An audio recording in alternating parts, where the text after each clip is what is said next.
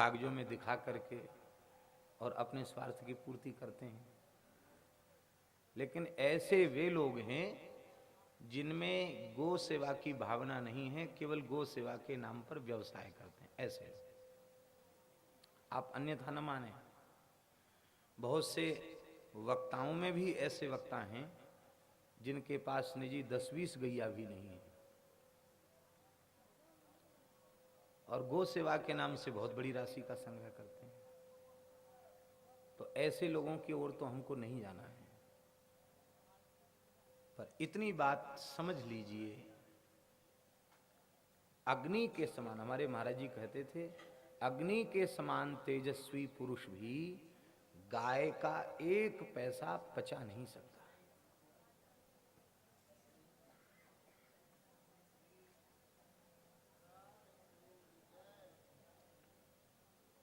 ठाकुर श्री गोरीलाल जी महाराज की, श्री बद्री नारायण भगवान की जय। जय श्री राधे।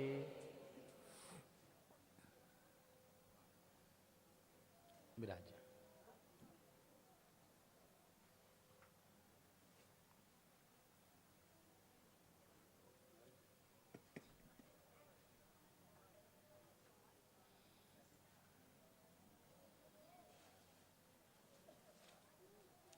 हम लोग जिन पूज्य श्री महाराज जी की अत्यंत व्याकुलता पूर्वक प्रतीक्षा कर रहे थे, कब आवें कब आवें, लगातार सूचना मिल रही थी अब आने वाले ही हैं, तो आज महाराज जी भी पधारे हैं।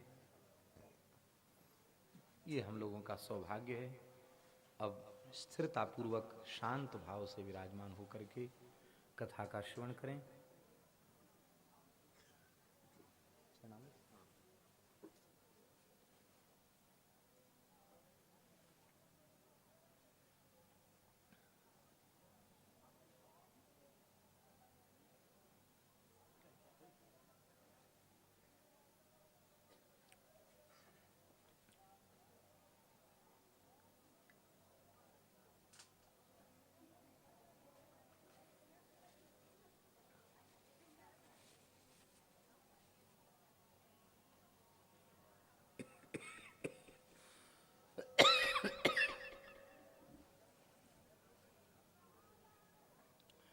श्री वृंदावन बिहारी लाल की।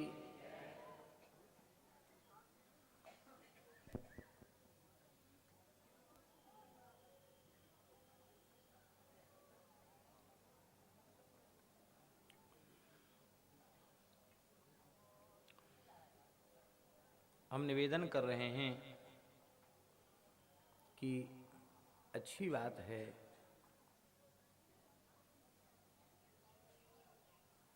यत् किंचित जागृति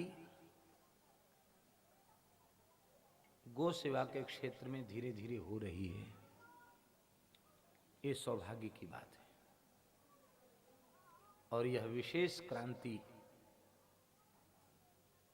पूज्य श्री दत्त शरणानंद जी महाराज पथमेड़ा वाले महाराज जी के सत्संकल्प से आई है। लेकिन जितना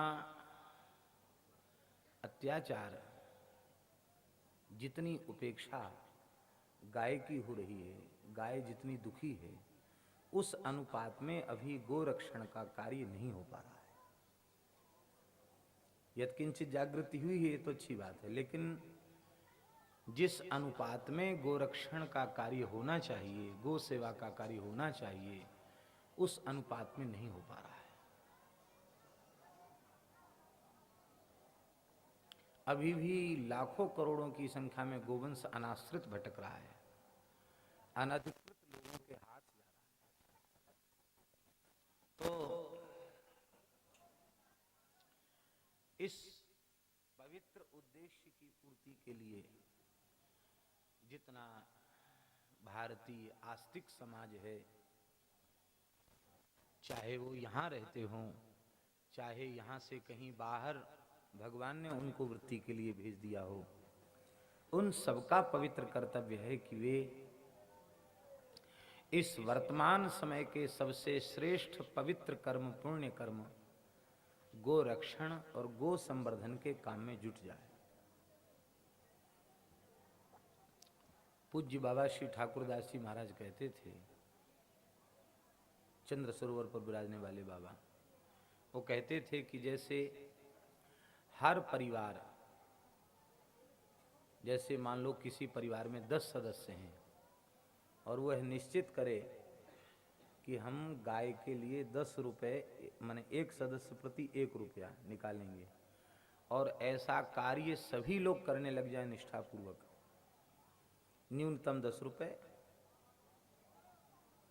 और अधिक जिनकी सामर्थ्य हो अधिक निकाल सकते हैं, एक एक व्यक्ति का 100-100 रुपये भी निकाल सकते हैं, 1000-1000 रुपये भी निकाल सकते हैं, जैसी सामर्थ्य हो, भगवान ने जैसी उनको उदारता दे रखी हो। तो 1 रुपया कम से कम एक व्यक्ति नित्य निकाले तो परिवार के जितने सदस्य हैं उतने रुपए निकाले रोज, तो इससे उस गृहस्थ पर भार नहीं पड़ेगा। और आज भी करोड़ों परिवार ऐसे हैं जो यह कार्य सहज भाव से कर सकते हैं, और यदि इतना ही काम शुरू हो जाए तो गौशालाओं के ऊपर जो भारी विपत्ति है, इस विपत्ति से वे उबर सकती हैं। दूसरा, पूज्य बाबा श्री ठाकुरदास जी ने बताया था कि हमारे घर में कोई उत्सव होता है, बालक का जन्म हुआ, यज्ञोपवीत हुआ, विवाह हुआ, कोई भी हमारा व्यवहारिक लौकिक उत्सव होता है अथवा धार्मिक उत्सव होता है, तो उस प्रत्येक उत्सव में हम एक अंश गाय के लिए निकालें। बाबा तो कहते थे भोज भंडारा होता, उसमें भी एक अंश गाय का भाग, सेवा करने वाले को पहले ही बोल दिया जाए, भाई हमारे यहाँ की मर्यादा है, ये भाग गाय का है, और वो भाग गाय का गाय की सेवा में जाए। कुंभ में उन्होंने कहा था कि ये प्रेरणा लोगों को देना, तो मनस्थिति इतनी गिर चुकी है कि अनेक लोगों को प्रेरणा देने, पहले तो लोग ध्यान से सुनते ही नहीं, बड़े बड़े कुंभ क्षेत्र के ऊंचे महानुभाव, कोई कोई तो कह देते ये ज्ञान अपने पास रखो, हमारे यहां भी गाय है। कुछ ऐसे भी होते हैं कहते कि तुमको इच्छा हो तो कुछ दे जाओ। अंत में 2-4 जगह हमने कहा, और जब देखा कि बहुत ध्यान से लोग नहीं सुन रहे हैं, तो अपने राम ने निश्चय किया कि कुंभ में प्रत्येक दिन के हिसाब से गाय का भाग नित्य निकालना।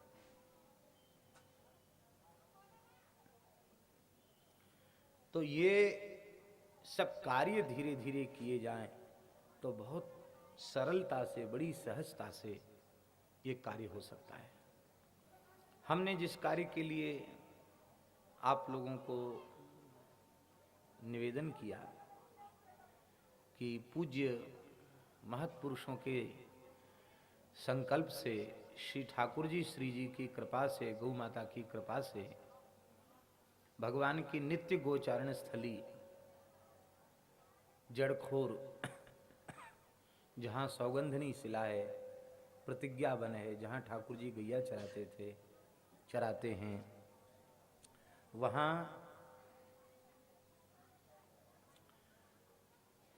श्री ब्रज कामद सुरभि वन जो पौराणिक नाम है वह पुनः प्रतिष्ठित हुआ है, कार्य का आरंभ हुआ है।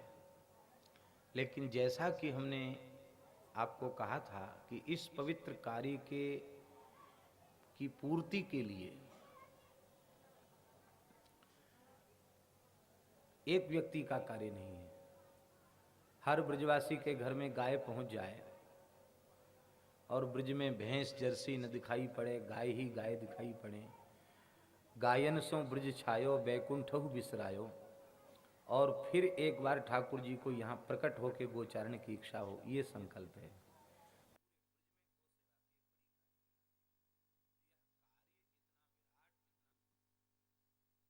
यह कार्य किसी भी एक व्यक्ति के द्वारा संभव नहीं है। करना तो श्री ठाकुर जी श्री जी को है, गौ माता को है, लेकिन अधिक से अधिक लोग इस पवित्र कार्य में निमित्त बने।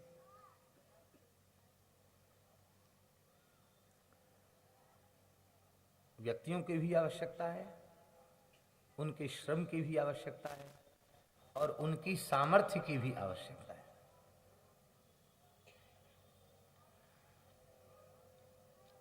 हमारा अभ्यास इस प्रकार का नहीं है कि हम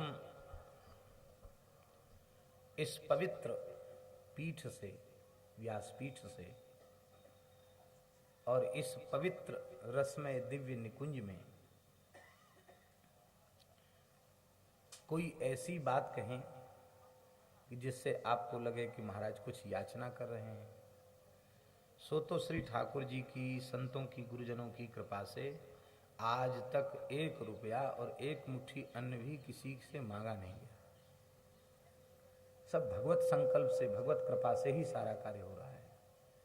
इसलिए इन बातों को आप इस परिप्रेक्ष्य में न लें कि हम यहाँ बैठकर आपसे कह रहे हैं कि नहीं नहीं आप लाओ लाओ, देओ देओ। हम ये कह रहे हैं कि आप भाग्यशाली हैं यदि इस पवित्र कार्य में भगवान आपको निमित्त बना ले तो। आपकी शक्ति का, आपकी सामर्थ्य का सच्चा उपयोग हो जाएगा और इसमें किसी व्यक्ति का निजी कोई स्वार्थ नहीं है।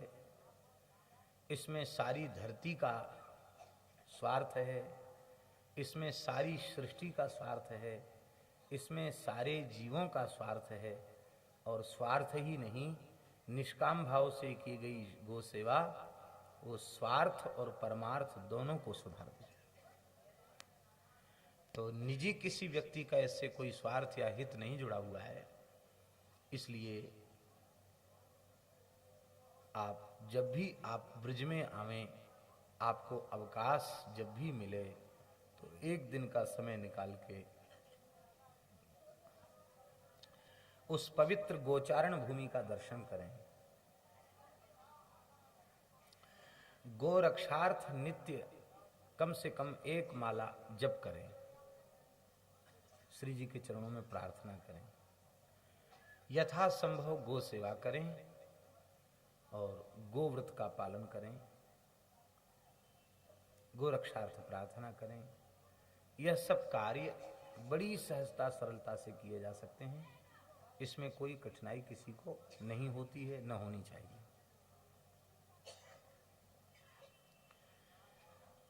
यहाँ श्री जी के चरण कमलों में बैठ करके हम लोग जो सत्संग कर रहे हैं, इसका प्रयोजन यही है कि यह श्री निधिवन राज की कथा हमारे जीवन की ऐसी कथा बन जाए जो इस जन्म की ही नहीं,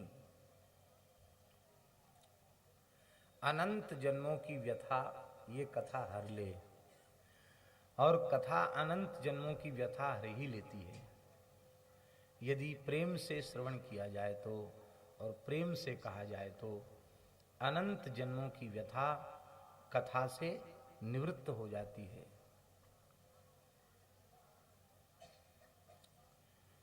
कथा का फल क्या है? बोले कथा का फल यही है, स्वामी जी के अष्टादश सिद्धांत के पदों की भी नित्य चर्चा होती है। तो आज जो श्री बिहारी जी की प्रेरणा हुई है,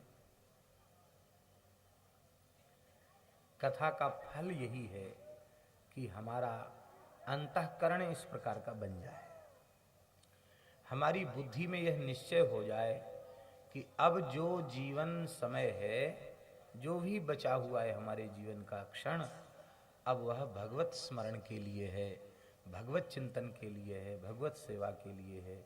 ये निश्चय हो जाए तो कथा कहना सफल हो जाए, और ये निश्चय हो जाए तो कथा सुनना सफल हो जाए। अनन्य रसिक नृपति श्री स्वामी जी महाराज हम सब जीवों पर अनुग्रह कर रहे हैं और कह रहे हैं, जो लो जीवे तो लो हरि भजिरे मन, जो लो जीवे तो लो हरि भजिरे मन, और बात सब बाद। जो लो जीवे तो लो हरि भजरे मन, और बात सब बाद।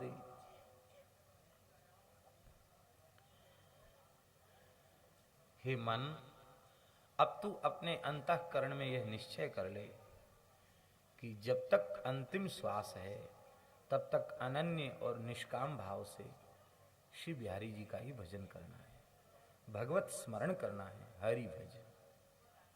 और बात सब बाद। बोले और बहुत से व्यवहार के कार्य हैं, वो व्यर्थ हैं, उनको पीछे छोड़ दो। हो जाएं तो अच्छे, न हो जाएं तो और अच्छा।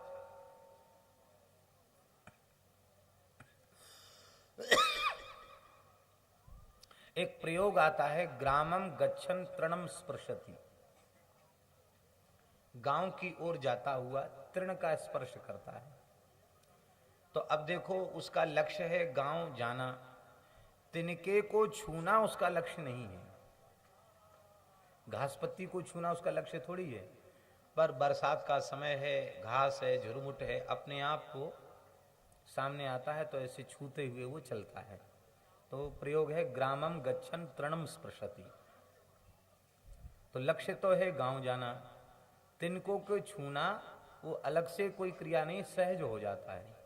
ऐसे ही लक्ष्य है श्री युगल सरकार के चरण कमलों की प्राप्ति, इनके श्री महल टहल की प्राप्ति, यही सभी शरीरधारियों का लक्ष्य है। और ये संसार के व्यवहार तृणम स्पृशति के समान है। छू गए, हो गए तो अच्छा है, नहीं छू गए तो भी अच्छा है। अब तृणम स्पृशति का अर्थ ये थोड़ी होता है कि बीच में मैदान पड़ा है और वहां झाड़ी है, वहां झाड़ी है तो वहां जाके छूता है, ऐसा थोड़ी है। निकट में आ गए, पास में आ गए, छू गए तो छू गए। इसलिए जो लो जीवे तो लो हरि भजिरे मन, और बात सब बादी। द्योस चारि के हला भला में, द्योस चारि के हला भला में, तू कह ले गोलाद।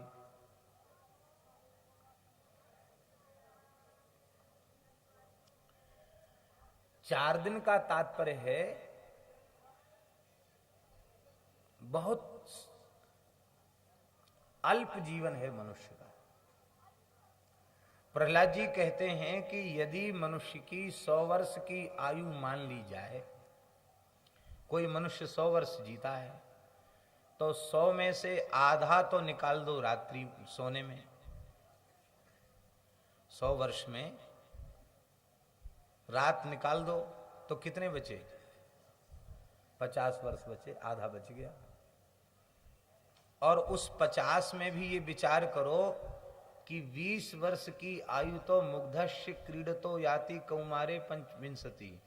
20 वर्ष तक की आयु तो खेल कूद में चली जाती, पता ही नहीं चलता कि हम आदमी हैं। तो विचार करने पर लगता है कि मनुष्य का जन्म अत्यंत दुर्लभ होने के साथ समय बहुत कम है और उलझन बहुत ज्यादा है, प्रपंच बहुत ज्यादा है। और यही कारण है कि प्रायः कोई एक भगवत प्राप्ति के पथ पर अग्रसर होता है। गीता जी में भगवान कहते हैं, मनुष्याणाम सहस्रेषु कश्चिद् यतति सिद्धे। हजारों मनुष्यों में, सहस्रेषु माने हजारों लाखों करोड़ों मनुष्यों में कोई एक ऐसा भाग्यशाली मनुष्य होता है जो भगवान के प्राप्ति के पथ पर चलता है।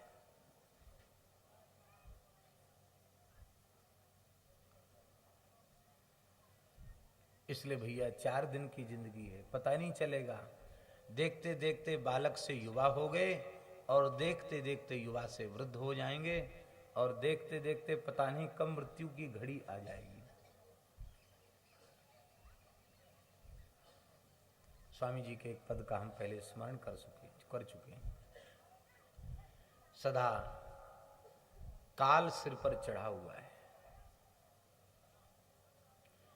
इसलिए अरे तू इतने अल्प समय में क्या बटोर लेगा, और मान लो बहुत कुछ लाद लिया बटोर लिया तो क्या वह तेरे साथ जाएगा। इसलिए द्योस चारि के हला भला में तू कह ले गोलाद। माया मद गुण मद यौवन मद भूल्यो नगर विवाद। कहे श्री हरिदास लोभ चरपट भयो काहे की लगे फिराद। माया में, अहंकार में, माया से जनित षड विकारों में अथवा माया के 3 गुणों में तूने अपना सारा जीवन व्यर्थ में नष्ट कर दिया। व्यर्थ की उलझन में पड़ करके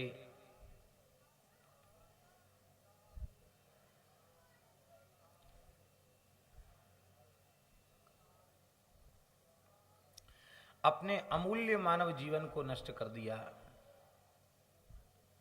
स्वामी जी कह रहे हैं कि इस लोभ रूपी चरपट, चरपट माने होता है राहगीर, राहजनी करने वाला, लूट करने वाला, दिन दहाड़े रास्ता चलते लूट लेने वाला। तो बोले ये रास्ता चलते लूट लेने वाला शत्रु है लोभ। इसने तेरी संपूर्ण भजन रूपी सुकृत रूपी संपत्ति को लूट लिया, और अब जब तू लुट पिट गया तो काहे को लगे फिराद। अब तेरे व्यर्थ चिल्लाने से क्या होगा, अब तेरे व्यर्थ रोदन से क्या होगा। श्री भगवत ऋषि जी महाराज ने कहा है लोभ है सर्व पाप को मूल, सारे पापों की जड़ का नाम लोभ है। और जैसे विष की दवा विष है, ऐसे ही लोभ की दवा लोभ है। धामवास का लोभ, नाम जप का लोभ, कीर्तन करने का लोभ, संत दर्शन का लोभ, कथा सुनने का लोभ, गौ सेवा करने का लोभ, संत सेवा करने का लोभ, श्री युगल की अष्टयाम सेवा करने का लोभ, इसको हम छोड़ नहीं सकते। तो ये जो लोभ हैं, ये लोभ उस विष, लोभ रूपी जो विष है, जो हमारी सारी सुकृत रूपी संपत्ति को नष्ट कर रहा है, उसका ये शमन कर देता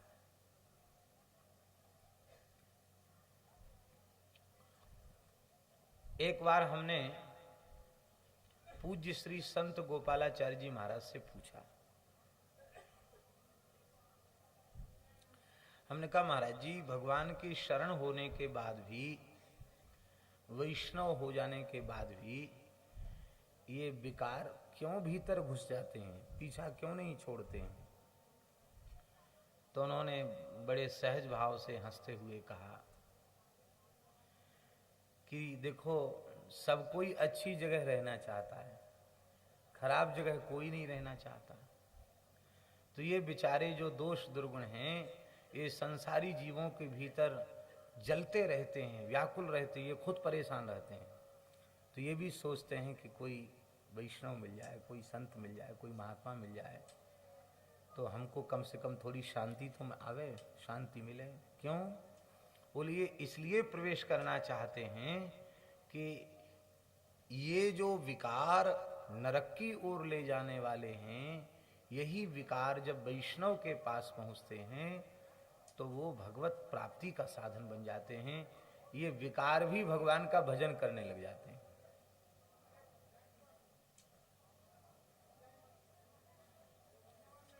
काम क्रोध आदि आके भी धन्य हो जाते हैं।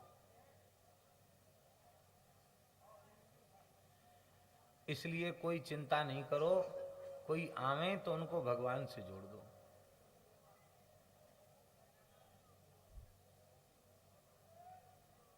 महात्माओं के पास नकारात्मक समाधान नहीं, सकारात्मक समाधान होता। तो जो लोभ हमारे पतन का कारण है, वही लोभ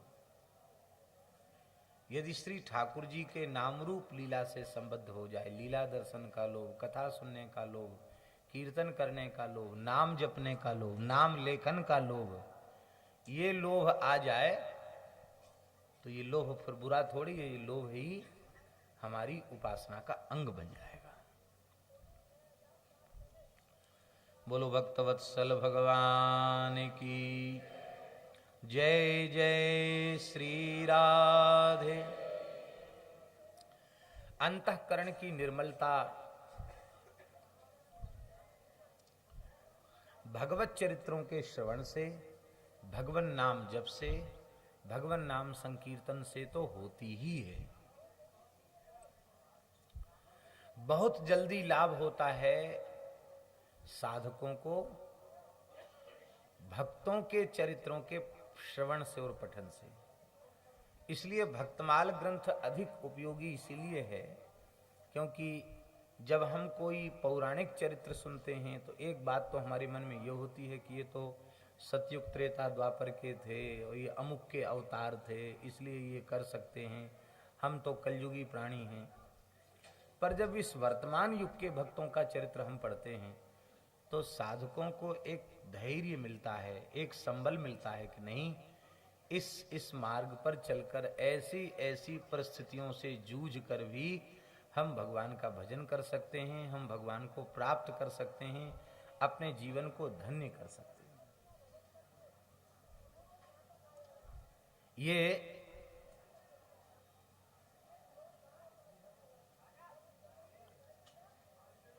यह लाभ भक्त चरित्र से प्राप्त होता है। कल हमने एक घोषणा की थी कि इस वर्तमान समय के एक महानतम संत जिनकी कृपा से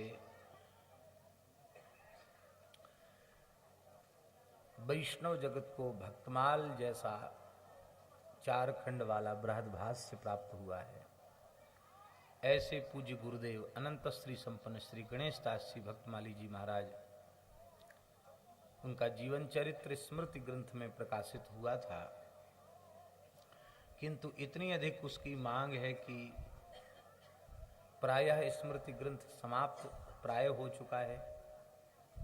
तो अब उनके स्वतंत्र चरित्र को स्मृति ग्रंथ से प्रकाशित कर दिया गया है। प्रतीक्षा यही थी कि पूज्य श्री गोरीलाल वाले महाराज जी आ जाएंगे तो उनके हाथ से विमोचन होगा, स्वामी जी के चरणों में निवेदन हो जाएगा और वहाँ सबको प्राप्त हो जाएगा ग्रंथ। तो आज जो प्रतीक्षा हम लोग कर रहे थे, और सही कहें तो भूमिका भी इसलिए थी कि महाराज जी आ जाएं, विमोचन वाला कार्य हो जाए, फिर आगे हम आरंभ करें। आपकी प्रतीक्षा हो रही थी तो महाराज जी के चरणों में प्रार्थना है कि वे इस ग्रंथ का विमोचन करके सर्व सुलभ इसको बनावें और इस चरित्र लेखन के मूल में अनेक महापुरुषों की, संतों की प्रेरणा तो है ही, मुख्य रूप में 2 महापुरुषों की विशेष प्रेरणा है। परम श्रद्धेय प्रातस्मरणीय भक्तमाली श्री नारायण दास जी महाराज, श्री मामा जी महाराज बक्सर धाम, उनकी विशेष प्रेरणा रही। और मामा जी ने कई बार गदगद कंठ से दास को कहा, नाम लेकर, भैया आज नाभाजी विराजमान होते तो महाराज जी का चरित्र लिखे बिना वो मानते नहीं। कहते भक्तमाल में संतों के सारे लक्षण उनके जीवन में चरितार्थ। और एक बात और कहते थे, आज प्रचार प्रसार के बल से जो कुछ नहीं है वो बहुत कुछ हो गए हैं। तो आज इस भौतिक जगत में एक ऐसे सत्पुरुष का चरित्र आना चाहिए जो लोग समझें कि ऐसी रहनी में रहकर इतनी ऊंचाई प्राप्त की जा सकती है, ऐसे महापुरुष हो सकते हैं। उनकी प्रेरणा रही। और पूज्य श्री रमण रीति वाले महाराज जी, श्री कार्षिण गुरु स्वामी श्री शरणानंद जी महाराज की भी विशेष प्रेरणा रही कि नहीं नहीं नहीं नहीं, बीच में काम अवरुद्ध हो गया था, बोले नहीं नहीं लिखो, रोज सारे संसार का हित होगा उससे। तो उन सभी पूज्य संतों के शुभाशीर्वाद से वह कार्य हुआ है। अब हम पूज्य श्री महाराज जी से निवेदन करते हैं, महाराज जी यहाँ पधारे और दोनों प्रति दर्शन करा देंगे और एक प्रति स्वामी जी की समाधि में स्वामी जी के चरणों में चली जाएगी।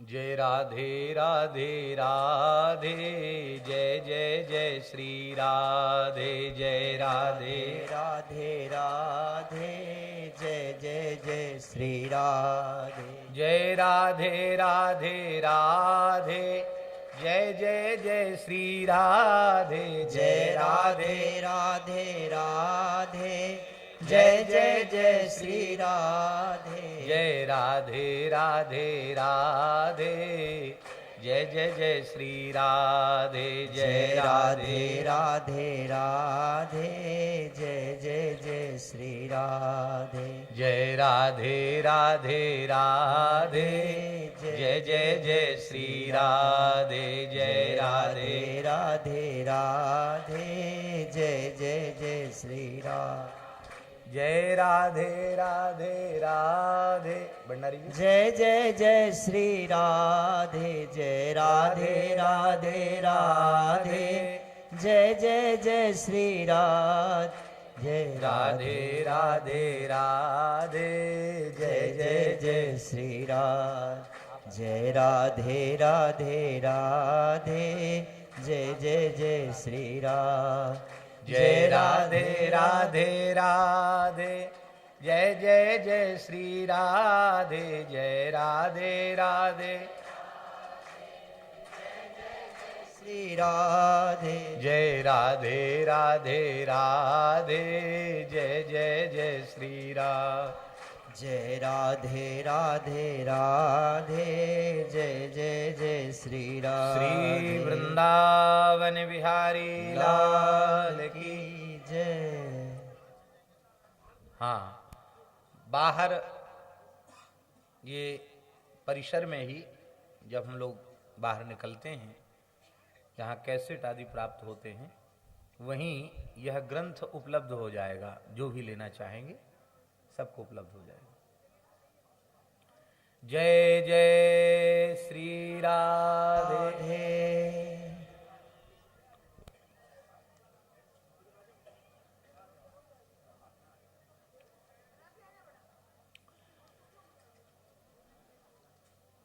श्री ठाकुर जी ने गोवर्धन धारण किया, यहाँ तक का चरित्र कल आप लोग श्रवण कर चुके हैं। सुरभि गाय ने भगवान का अभिषेक किया, भगवान का नाम गोविंद रखा। बोलो गोविंद भगवान की। अब आगे के चरित्रों का आरंभ हो रहा है। श्री शुक उवाच एकादश्यां निराहारः समभ्यर्च जनार्दनम् स्नातुं नन्दस्तु कालिन्द्या द्वादश्यां जलमाविशत्। श्री नंद बाबा एकादशी का निर्जल व्रत करते। एक बार वंजुला महाद्वादशी तिथि आई और वंजुला महाद्वादशी आने पर पारण वंजुला महाद्वादशी के भीतर ही होना चाहिए। इस विचार से नंद बाबा ने शीघ्र श्री यमुना जी में स्नान के लिए प्रवेश किया और वरुण के दूत बाबा को पकड़कर वरुण लोक ले गए। बाबा जब लौट के नहीं आए तो ब्रजवासियों को बड़ी पीड़ा हुई, रोना शुरू हो गया। बाबा के श्री यमुना में प्रवेश के पद चिन्ह थे किंतु बाहर निकलने के पद चिन्ह नहीं थे। बड़ी पीड़ा हुई। यमुना में कूदना चाहते थे, अगाध श्री यमुना जी का जल। श्री दाऊ जी ने श्री कृष्ण के महात्म्य का स्मरण करा के सबको रोका और श्री ठाकुर जी ने यमुना जी के जल में प्रवेश किया और दूसरे ही क्षण भगवान वरुण लोक पहुंच गए। वरुण देव ने उठकर के भगवान के चरणों में साष्टांग दंडवत किया और कहा, अद्य में निवृतो देहो द्यैवार्थो दिगत प्रभो। आज हमारा देह धारण करना सफल हो गया।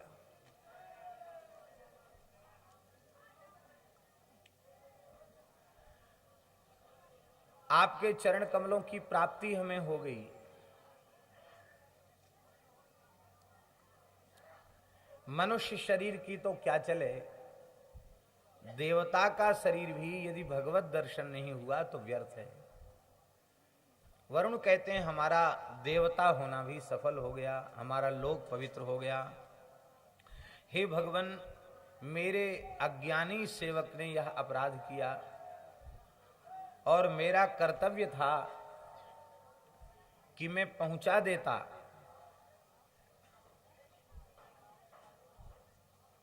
आपके पिता को, लेकिन जानकर हमने आपके पिताजी को रोक कर रखा क्योंकि हमें यह ज्ञात है कि आपके अतिरिक्त यहाँ और कोई दूसरा पहुंच नहीं सकता है। आप अपने पिताजी को लेने यहाँ पधारेंगे, आपकी चरण रस से यह लोक पवित्र हो जाएगा और यहाँ के लोक के निवासी आपके दर्शन से कृतार्थ हो जाएंगे। हम लोग आपका दर्शन करके कृतकृत्य हो जाएंगे। इसलिए हमने आपके पिताजी को रोक के रखा। हे नाथ, मेरे अज्ञानी सेवकों के अपराध को क्षमा करें और मेरी ढिठाई को क्षमा करें। मुझे अभिलाषा है कि मैं आपका विधिवत पूजन करूं। भगवान ने कहा, जो कछु करना हो तू संक्षेप में कर ले, क्योंकि वहां सबरे जमुना जी के तट पे बैठ के रुदन कर रहे हैं कि बाबा आज कहाँ चलो गए हो। अब और ज्यादा रो रहे हैं कि बाबा तो गए सो गए, लाला और चलो गए। भगवान का अभिषेक हुआ, नंद बाबा का भी अभिषेक पूजन आदि हुआ। बाबा ठाकुर जी अपने बाबा को लेकर यमुना जी के जलते बाहर प्रकट हो गए। आश्चर्य की बात है,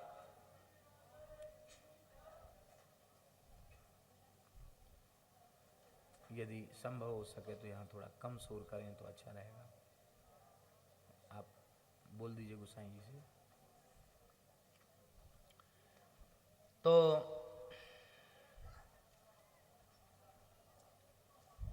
श्री ठाकुर जी नंद बाबा को लेके बाहर प्रकट हो गए। ब्रजवासियों के आश्चर्य का ठिकाना नहीं रहा।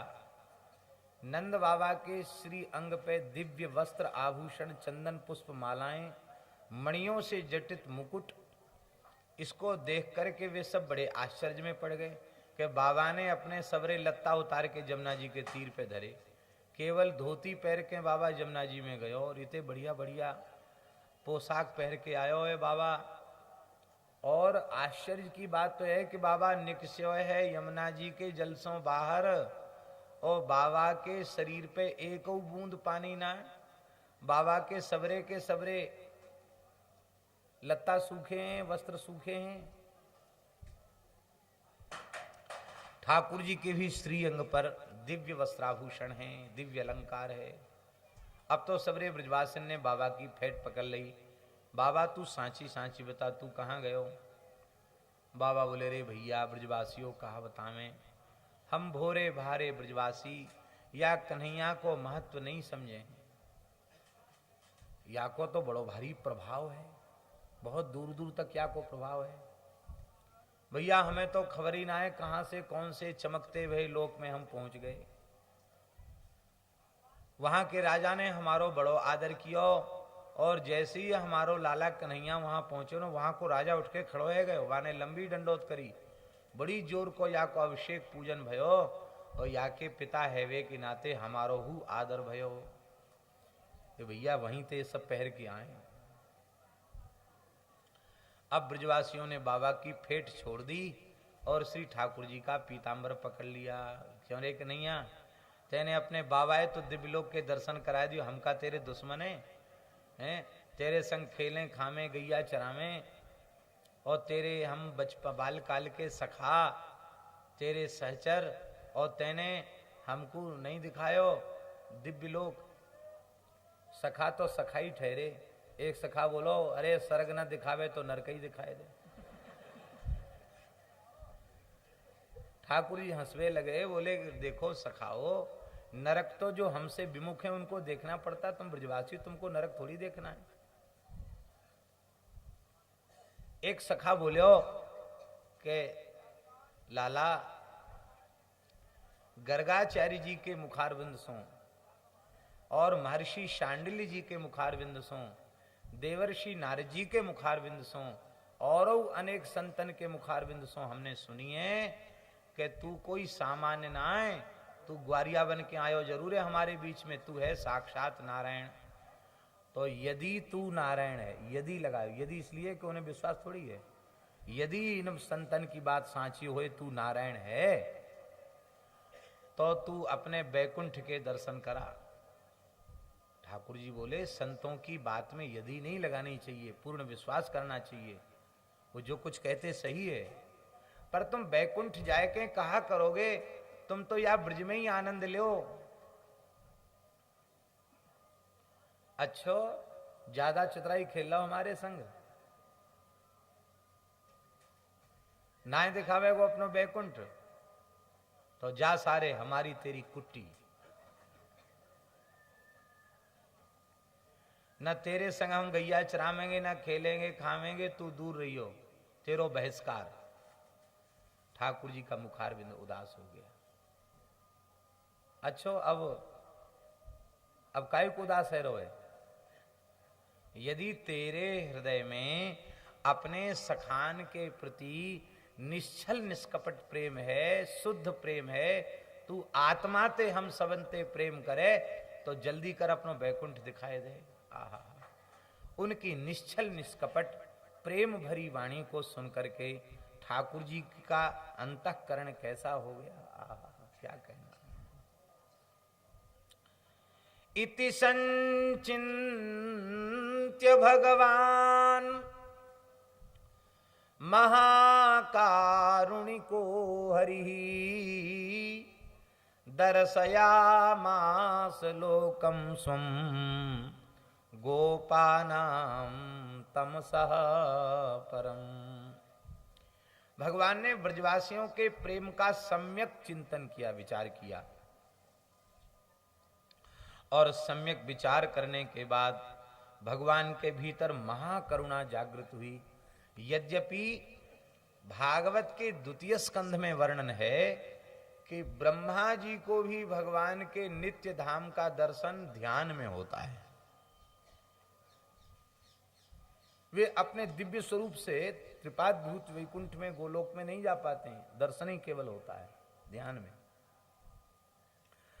और वहां इन शरीरों से ठाकुर जी ने भेज दिया, यह है महाकरुणा। अपने संकल्प से महाकारुणी कहा, महान करुणा का उदय हो गया। मान लो उस लोक की प्राप्ति में कोई प्रतिबंधक हो तो हरि ही, कोई बाधा हो तो इनका नाम तो हरि है, सब कुछ हरण कर लेने वाले। सारे विक्षेपों को हरण कर लिया और भगवान ने अपने दिव्य प्रकाश में ज्योतिर्मय लोक का दर्शन कराया। ये भगवान का धाम कैसा है। सत्यम ज्ञानमनंतम यद ब्रह्म ज्योति सनातनम यद्धि पश्यन्ति मुनयो गुणापाये समाहिता। सत्य स्वरूप, ज्ञान स्वरूप, अनंत सनातन ब्रह्म ज्योति स्वरूप जो भगवान का दिव्य सच्चिदानंद घन धाम है, उस धाम का भगवान ने दर्शन कराया। देखो, वेद में भगवान के स्वरूप का निरूपण करते समय भी श्रुति भगवती कह रही है सत्यम ज्ञानम अनंतम ब्रह्म। तो जिन वाक्यों में, जिन वचनों में भगवान के स्वरूप का निरूपण किया जा रहा है वेद में, उन्हीं शब्दों के द्वारा भगवान के धाम के स्वरूप का निर्वचन किया जा रहा है। इसका तात्पर्य है श्री ठाकुर जी में और श्री ठाकुर जी के धाम में रंच मात्र भी भेद नहीं। जो श्री ठाकुर जी हैं वही उनका नित्य धाम है। एक तो ये बात है। दूसरी बात ये है कि आप अपने चित्त में यह कल्पना नहीं कर लेना कि ये किसी अन्य धाम के स्वरूप का वर्णन है। ये तो प्रकृति मंडल के भीतर है, इसका ये स्वरूप नहीं, ऐसा नहीं समझना। वह धाम तो है ही है, पर ये जो भौम धाम है, इस धरती पर विराजमान जो धाम है, उसका भी यही लक्षण है। वो सत्य है, ज्ञान स्वरूप है, अनंत है, सनातन ब्रह्म ज्योति है। पर ये धाम का जो सच्चिदानंदमय स्वरूप है, इस स्वरूप का अनुभव किसको होता है और कैसे होता है? हम लोग श्री धाम में निवास कर रहे हैं, पर धाम का अपना जो स्वरूप है उसका अनुभव कैसे हो? श्री सुखदेव जी वर्णन कर रहे हैं, यद्धि पश्यन्ति मुनयः ही निश्चयेन मुनयः पश्यन्ति। निश्चित ही उस भगवान के नित्य धाम को का दर्शन मुनि लोग कर पाते हैं। मुनयः पश्यन्ति। भाव राज्य में स्थित होकर के, भाव समाधि में स्थित होकर के भगवान के सच्चिदानंदमय धाम का अनुभव मुनि लोग करते हैं। आप लोग कहेंगे मुनि किसको कहते हैं? तो मुनि शब्द का जो अर्थ है, मनु अवबोधने धातु से औणादिक प्रत्यय होकर के मुनि शब्द निष्पन्न होता है, जिसका अर्थ होता है मनन करने वाला।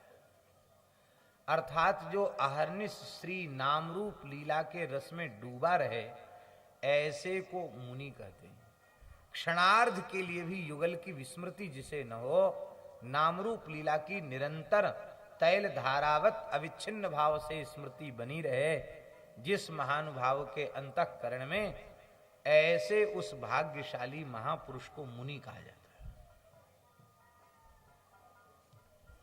मुनयः पश्यन्ति, मुनि उसका दर्शन करते हैं। पर कब करते हैं मुनि लोग उसका दर्शन? गुणा पाए। जब वे भगवान नाम रूप गुण लीला का चिंतन करते करते गुणातीत अवस्था को प्राप्त हो जाते हैं। बाबा कहने को प्रयोजन यह है कि जब तक त्रिगुण के भीतर है तब तक धाम के स्वरूप का प्रत्यक्ष अनुभव नहीं होता। त्रिगुणातीत हो जाए। हमारे ब्रज के रसिक आचार्य चरण सब त्रिगुणातीत हैं। त्रैगुण्य विषया वेदा निस्त्रैगुण्यो भवार्जुन, ये सब गुणातीत हैं।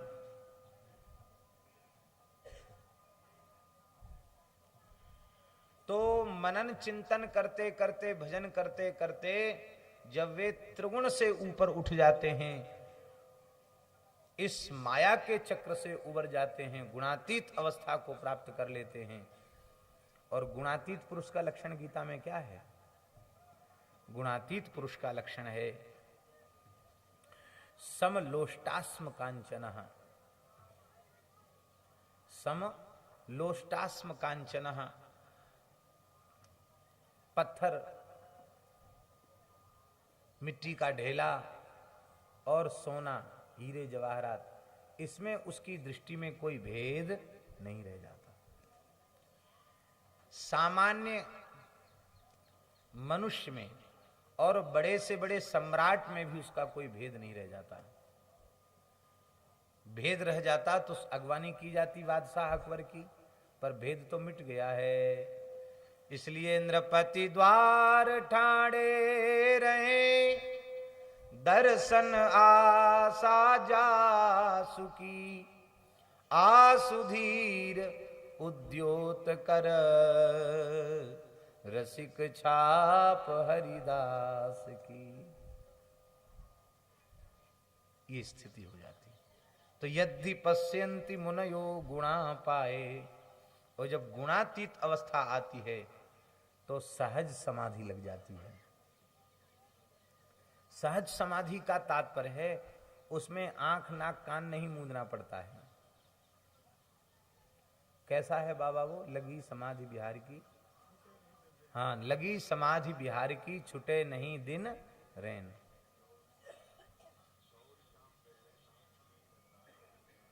गौर श्याम बेहरे तहां श्री हरिदासी ऐन। ये है, निरंतर समाधि लगी रहती है। तो ऐसी अवस्था जब हो जाती है तो यदि पश्यन्ति मुनयो गुणा पाए समाहिता। अब हमको ये अवस्था कैसे प्राप्त हो? उसका एकमात्र उपाय है, ऐसी अवस्था को प्राप्त जो रसिकाचार्य चरण हैं उनका आनुगत्य मिल जाए और उनकी पूर्ण कृपा प्राप्त हो जाए। किसी साधक जीव पर कृपा प्राप्त हो जाए तब तो वह कृतार्थ हो ही जाएगा। किसी सामान्य से सामान्य जीव पर भी यदि ऐसे रसिकाचार्य चरणों का अनुग्रह हो जाए तो वह सर्वथा अपात्र कुपात्र जीव ही धाम के नित्य स्वरूप का अनुभव कर सकता है। अकबर पर अनुग्रह हुआ स्वामी जी का, और अकबर को भी नित्य श्री वृंदावन धाम की एक झलक मिल गई, यमुना जी के एक घाट की झलक मिल गई।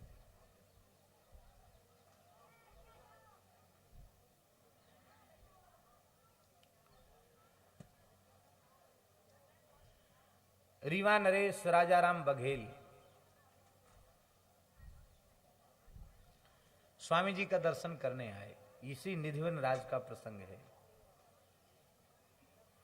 और बिहारी जी कुंज में विराजमान, लता कुंज में बिहारी जी विराजमान, और बिहारी जी की सेवा के जितने पात्र सब रज के पात्र, भोग के पात्र, जल का पात्र, सब रज का, ब्रज रज का, मृत पात्र, मिट्टी के पात्र। तो ये मिट्टी के पात्र, इन्हीं से सब काम किया जाता है। और मिट्टी का पात्र तो एक ही बार व्यवहार में आता है, बाद में अशुद्ध हो जाता है। ये भाव राजाराम बघेल का था। तो राजा राम जी ने अत्यंत विनम्रता पूर्वक स्वामी जी को साष्टांग किया और कहा, महाराज एक प्रार्थना है, बिहारी जी की सेवा इन मिट्टी के पात्रों से हो, ये हमारे लिए बहुत पीड़ादायक लग रहा है। ये तो एक बार उपयोग करने के बाद फिर उपयोग के योग्य नहीं रह जाते। स्वामी जी हंसने लगे, बोले मिट्टी के पात्रों के लिए तो जो तुम कह रहे हो वो यही बात है, पर ये मिट्टी के पात्र नहीं है, ये तो ब्रज रज से निर्मित पात्र हैं। और ब्रज की रज के एक एक कण पर कोटि कोटि चिंतामणि न्यौछावर हैं। इसलिए तुम इसको मिट्टी के भाव से क्यों देख रहे हो? ये तो परम पवित्र है। भगवत ऋषि जी का पद बहुत प्रसिद्ध है, परम पावन करुआ को पानी, परम पावन करुआ को पानी, जाके पियत हृदय में आवत मोहन राधा रानी, अनुभव प्रगट होत क्रीड़ा को अनुभव प्रगट होत क्रीड़ा को मोद विनोद कहानी भगवत रसिक अनन्य महल की टहल मिले मन मानी परम पावन करुआ को पानी। बताओ, ये जो उपलब्धि भगवत रसिक जी बता रहे हैं करुआ के जल की, ब्रज से बना करुआ और उसमें विराजमान श्री यमुना जी का जल। बाबा विचार किया जाए तो जो लाभ केवल करुआ के जल के सेवन से भगवत रसिक जी बता रहे हैं, वो लाभ क्या हजारों जन्म तक साधन करने के बाद मिलेगा क्या? बड़े बड़े योगियों के हृदय में ठाकुर जी नहीं आते, अब फिर वृंदावन बिहारिणी बिहारी हृदय में आवे, ये तो और कठिन है। जाके पियत हृदय में आवत मोहन राधा रानी, और लाभ अनुभव प्रगट होत क्रीड़ा को, नित्य विहार की लीला प्रकट हो जाती, मोद विनोद कहानी। और इतना ही नहीं, भगवत रसिक अनन्य महल की टहल मिले मनमानी, मनमानी टहल मिल जाती। मनमानी का तात्पर्य श्री महल में आप युगल की जो सेवा प्राप्त करना चाहेंगे वही सेवा मिल जाएगी। इसलिए इस करुआ के जल को और करुआ को देख करके ये रज के कुंडी जो हैं, पात्रों को, रज के पात्रों को देख करके आप अपने मन में अन्यथा भाव न लो। राजा लोग तो राजा ही लोग होते हैं। स्वामी जी के अनुगत तो थे राजा राम जी बघेल, पर उनके मन में भाव था कि ये तो स्वामी जी विरक्त हैं, परमहंस शिरोमणि हैं, रसिक शिरोमणि हैं और वैराग्य की निधि हैं, इसलिए इनके लिए स्वरूपान रूप है। लेकिन यदि इस सेवक को आज्ञा मिल जाती तो बिहारी जी की सेवा के सब स्वर्ण पात्र आ जाते, सब बर्तन सोने के आ जाते, मणियों से जड़े हुए बर्तन आ जाते। हमारा सौभाग्य होता, बिहारी जी की सेवा हमको मिल जाती। अब स्वामी जी तो अंतर्यामी, उनसे उनका मनोभाव थोड़ी छिपेगा। स्वामी जी ने कहा अच्छा अब जाओ बिहारी जी का दर्शन करो। तो इसी कुंज में निधिवनराज में जब रीवा नरेश दर्शन करने गए तो वहां की सारी भूमि मणिमयी, यहाँ की सारी भूमि मणिमयी, और जितने रजपात्र थे उनसे दिव्य प्रकाश निकल रहा था, वो सब स्वर्णमय मणियों से जटित थे। आकर चरणों में पड़ गए।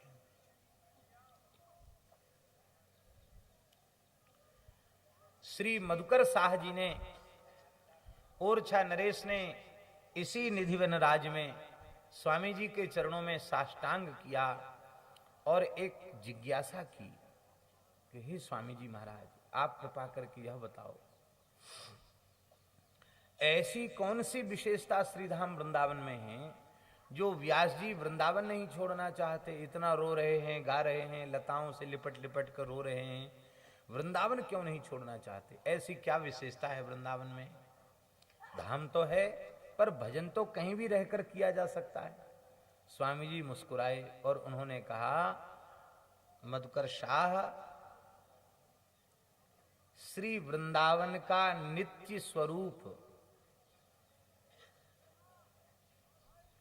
रसमय स्वरूप श्री व्यास जी के नेत्रों के समक्ष प्रकट है, तो इसलिए वे अब वृंदावन के बाहर नहीं जा सकते, क्योंकि धाम का स्वरूप का अनुभव उन्हें हो चुका है। महाराज मधुकर शाह जी चरणों में पड़ गए, बोले महाराज हमारे ऊपर भी अनुग्रह हो जाए। तो स्वामी जी ने जैसे ही अपना करकमल मधुकर शाह के मस्तक पर पधराया, उनको दिव्य वृंदावन का दर्शन हो गया। इसी निधिवन राज में संपूर्ण वृंदावन का दिव्य दर्शन, युगल श्यामा श्याम और उनकी लीला, नित्य विहार सब दर्शन होने लग गया। अब समस्या हो गई, ये कृपा होने, ये कृपा भी एक समस्या बन गई। समस्या ये बन गई कि मधुकर शाह जी ने रुदन करते हुए कहा कि अब तो यह दास भी वृंदावन की सीमा के बाहर नहीं जाएगा। अब तो जिसको इच्छा संभालना वो संभाले, हम तो यहीं रहेंगे। ऐसे महल को, ऐसी लीला को, ऐसी रसभूमि को छोड़ के कहाँ जाएंगे। अब बड़ी समस्या हो गई कि राजा तो अपना राज्य छोड़ के गुरु महाराज के पीछे पड़ा हुआ है, व्यास जी के पीछे, और व्यास जी को तो श्री हरिवंश महाप्रभु जी की आज्ञा हो गई, अब नहीं जाएंगे, और ये और रह जाएंगे तब तो